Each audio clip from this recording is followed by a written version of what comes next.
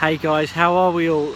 So I'm out and about, I'm doing some admin, doing some running around, and it is raining really heavy, dark skies, but you know what, I thought I'd take a moment and share this with you. So think about those times where you kind of feel really preoccupied, you feel almost overwhelmed, almost feel like there's so much kind of going on, so much kind of pressing down on top of you. Think about for a moment what is behind that. Okay, what is creating that sense of feeling overwhelmed? What is it that is suppressing you? Quite often it's a thought behind that, and quite often behind that is something that is being called to be met, being called to be addressed. Something that I kind of discovered a few years back was, what is it? Each week I sit there and think to myself, what is it that I'm avoiding this week? What is it I've been avoiding this week? What is it that needs to be addressed? What is it that needs to be met? You know, is it a phone call that I need to make? Is it something that I need to go and do, sort out, organize?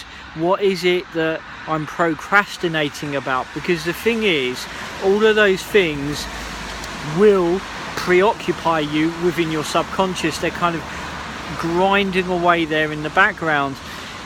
And one of the things that I kind of discovered was that I sat there one Friday and drew up an avoidance list, all the things that I've been avoiding. And at that time it was over time, and what I then proceeded to do was start to meet those things, start to kind of fully engage with them rather than avoid them, fully engage with them. Because the thing is, what they tend to do is consume so much of your thoughts then consume so much of your energy. What I discovered was meeting them, addressing them, and sometimes, you know, it was really uncomfortable. Other times it was really fearful.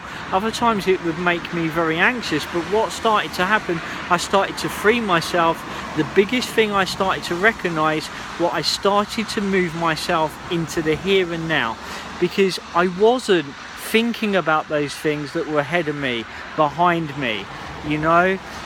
I started to drop into the here and now. I started to become more present, and one of the greatest things I realized and started to really experience, I had so much more energy.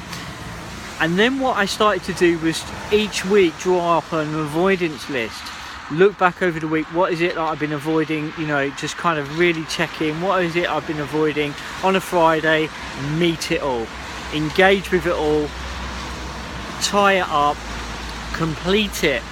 And nowadays what I try to do is be aware every day, is there something I'm avoiding? And what you start to do is meet things as they turn up, meet things as they arrive.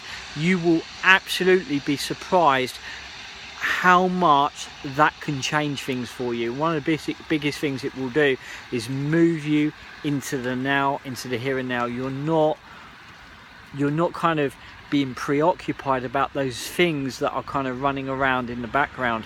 I got asked today, and I thought it was a really interesting thought. So what is it that you do, Shane? Do you help people? And I sat there and I thought, do we help people? No, we don't help people.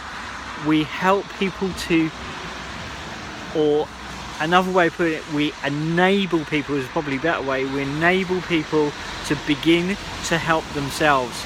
And that to me is so much more important than just helping somebody.